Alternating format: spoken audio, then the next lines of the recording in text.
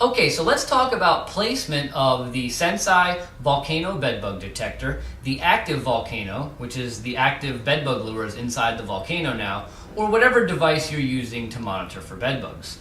And so what you want to think about is you want to put these devices along seams and edges that you think the bugs are going to use to gain access to the bed that I have here next to me. A perfect example is the bed legs. Obviously, the bed legs are something that bugs are going to use to gain access to the bed. And so you could take one of these devices and put it next to the leg.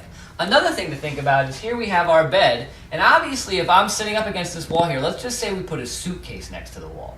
And bugs walk off that suitcase and they're going to now travel to the bed. Well, what they're going to do is they're most likely going to use the baseboards to walk along the wall, turn, come along this wall, and then gain access to the bed, probably here at the head leg or the box that you have in this environment. So I would go ahead and take this device and I would put it all the way underneath here between the box and the baseboard itself. And so you can see that it's tucked in there, so it's not very obvious, yet it's in an optimal area, in my opinion, to monitor for bedbugs. Because they're going to walk along here and probably gain access that way. They then encounter that lure, hopefully, or that monitor, and then go ahead and possibly the monitor itself will actually capture the bug. And so remember, that's not always super predictable. And so let's split placing the monitors into two categories. We're going to talk about proactive and reactive.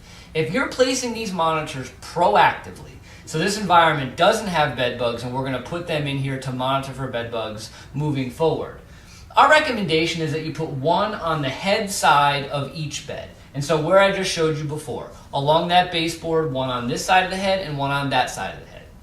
And then any bed or couch, you follow that same protocol, one on each side.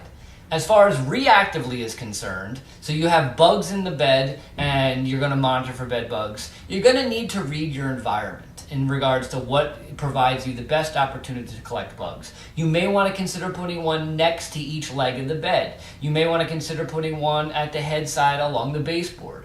You need to read your environment, see where the bugs are, and see where you predict the bugs to go. And that will dictate what is best to set these monitors. At this point, we're recommending probably next to each leg, but again, you need to read the environment.